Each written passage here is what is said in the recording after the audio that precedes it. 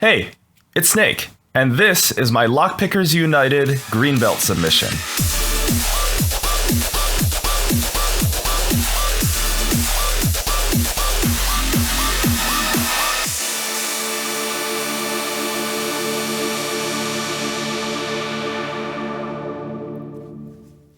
So, if you are in the Lockpickers United Discord server, you may know a thing or two about their karate belt ranking system. But for those who aren't in the Discord and don't know about it, the way the Lockpickers United karate belt system works is it uses a belt color, similar to in martial arts, as a means of quantifying your lockpicking skills. Obviously, this isn't an end-all be-all to show how good you are at lockpicking, but if you want to show your skills off, and you also want to give yourself some sense of progress and accomplishment, this is a great way to do it. Fun fact, my short in which I picked this Master Lock 532 using a lockpick facing in the wrong direction was actually how I earned my orange belt rank. And now in 2024, it is time to advance to the next level. So the requirements for the LPU Green Belt rank are as follows. You need to single pin pick one of the locks ranked as Green Belt, demonstrate your ability to gut locks, and demonstrate your ability to reassemble locks. The meeting of the requirements must be documented on video, as pictures are no longer accepted at this rank. For my orange belt rank, I could have just submitted a picture of the lock having been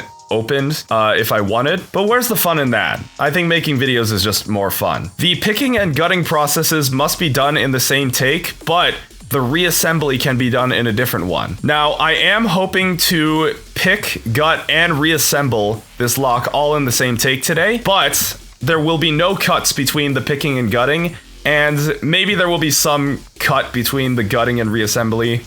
We'll have to see. If you are picking a lock that cannot be gutted, gutting a different lock is acceptable, and the locks that are gutted and reassembled can be different. Simple enough. So, let's give some background on the lock that I'm going to be picking today. This is an American Lock 5100. It's got a nice steel body, a hardened steel shackle, and the thing that makes this lock rather challenging is that it is full of security pins. More specifically, it is full of serrated pins, which are easily capable of throwing off the feedback that you get when you lift the pin stacks. However, there is one thing that actually comes to my advantage with this particular American Lock 5100. When I looked at the key, I realized that pins number 4 and 5 are actually zero lift pins, meaning that I didn't need to touch them at all in order to get this lock open. Therefore, having looked at the key, I will only be focusing on pins 1, 2, and 3. I've been kind of back and forth as to whether looking at the key to a given lock is cheating for this exact reason, but after consulting with other people in the Lockpickers United Discord,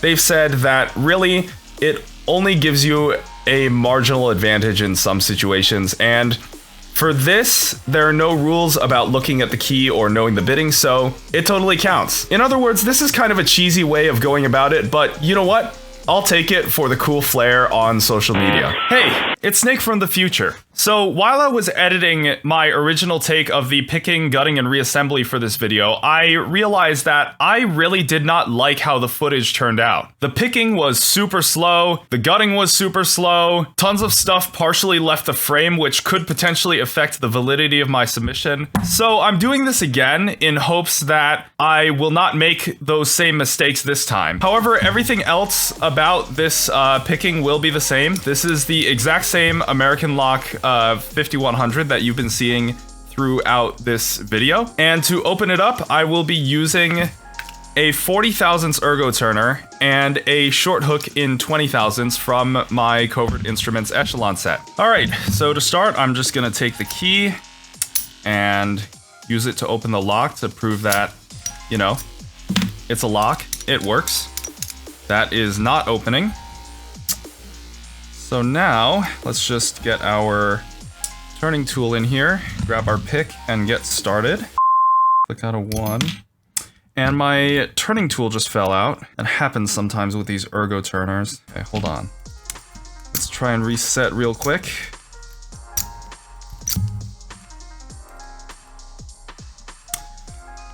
Of course, as soon as I get on camera, things don't work as intended.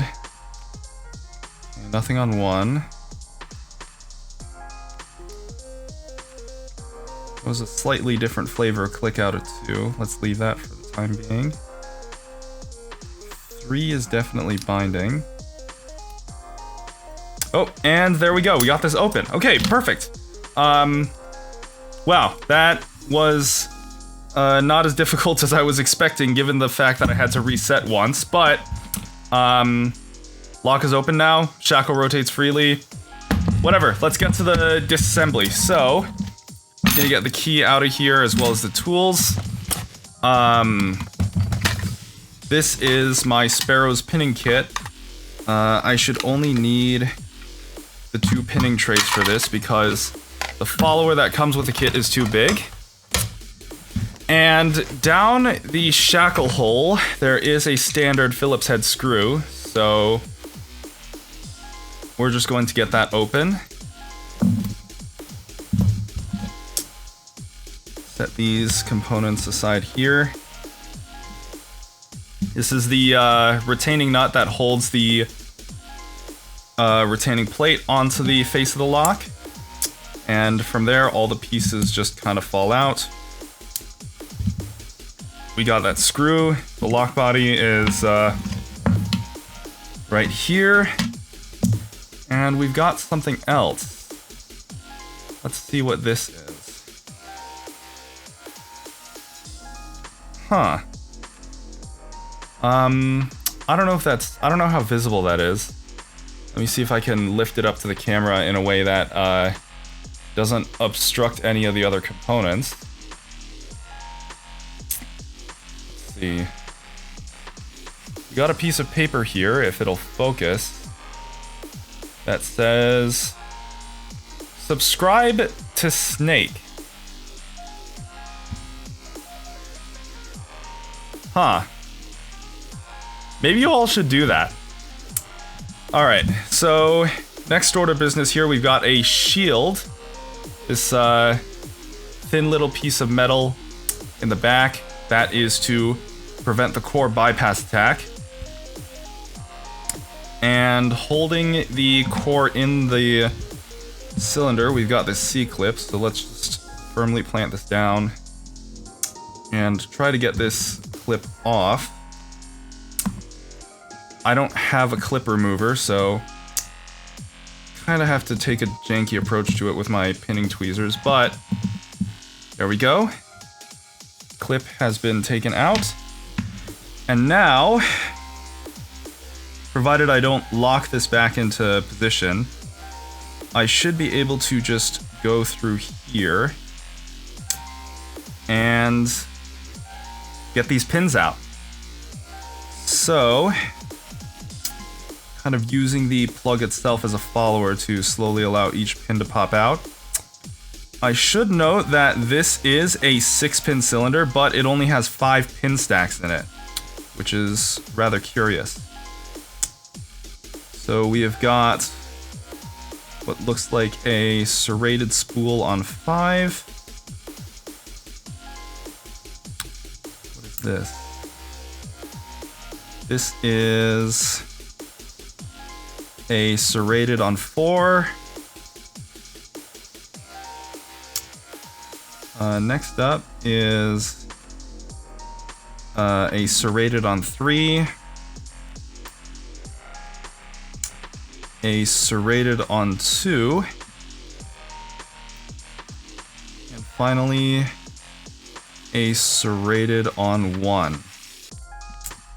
Let's get the core just situated right there. And dump out all the springs. Go ahead and set those up. All these springs, I believe, are the same. So, not much to worry about in that regard.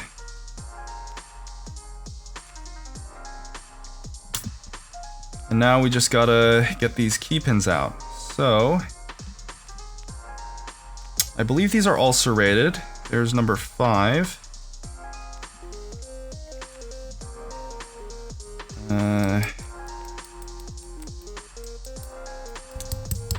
Come on, number 4.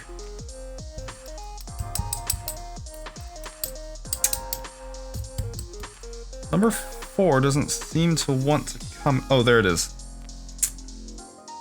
There's number 4. Which way does that need to go, huh? Needs to go that way, I think. Yes, I got new glasses recently, and my far vision is still terrible despite that. We got number 3. And for number 2, I think I can just kind of plug this one up. Yep, that's it. Number 2.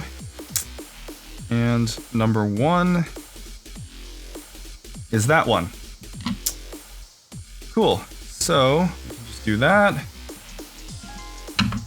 And there we go. We have the lock fully disassembled. So, going through the parts one more time, we've got the lock body right here. This is the C-clip holding the core into the cylinder.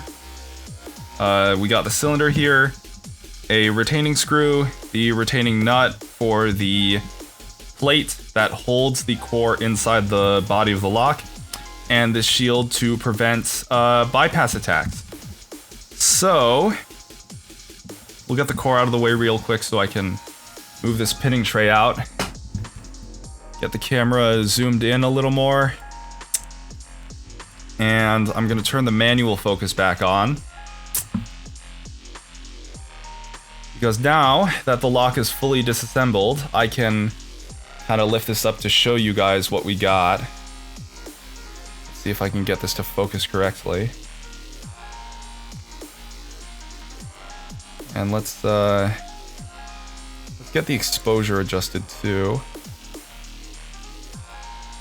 There we go. Okay.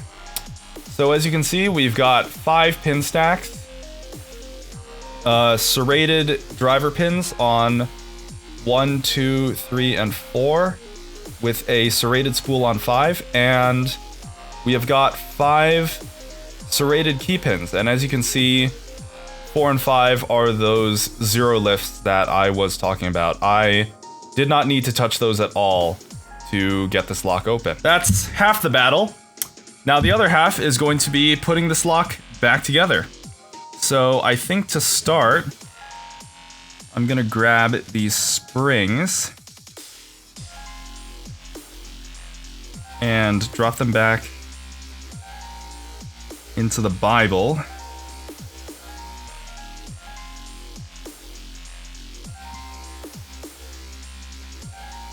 3.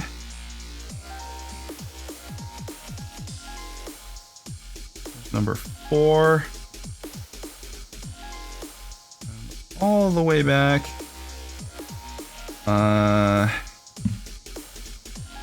Here is number 5. And now what I'm going to do is use the old trick of using the core itself as a follower of sorts. So I think the way I'm going to want to go about this is to grab the driver from number 1, kind of get it to fit in there. That looks good. And then just push that in. Next up is the number 2 driver. Let's go like that.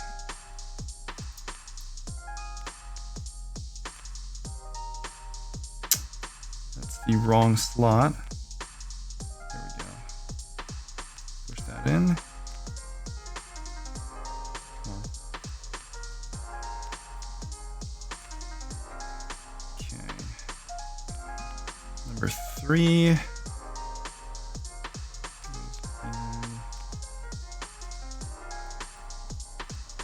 Uh-oh, that's not good.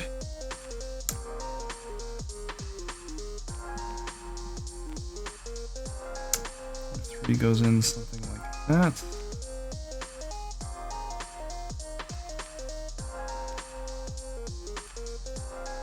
Slide that through. And push this down.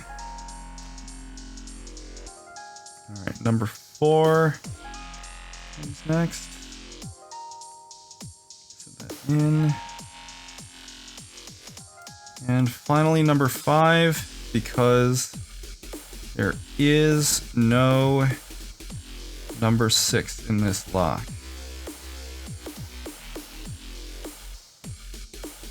Okay.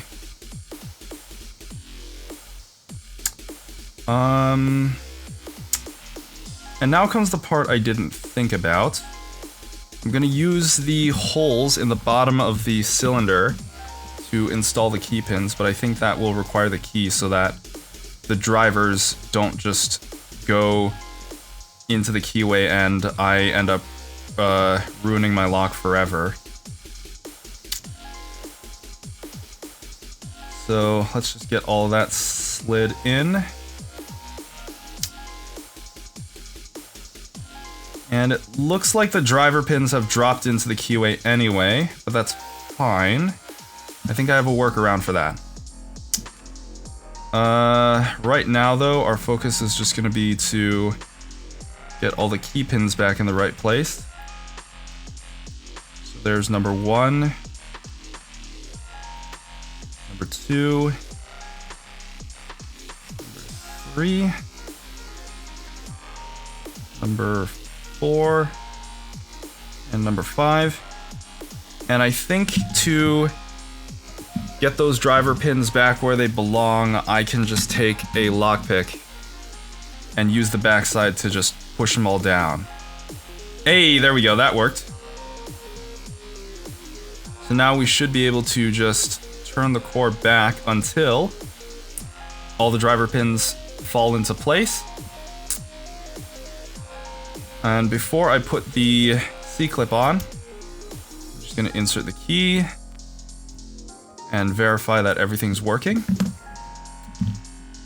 Now we can put this clip back. And that is now firmly holding the core in place. That's not going anywhere. Get this bypass protection on the back of the cylinder. Carefully insert that back into the lock body. And now all that's left to do is get the faceplate on, shove this retaining nut in, drop the retaining screw into the shackle hole, and tighten it down.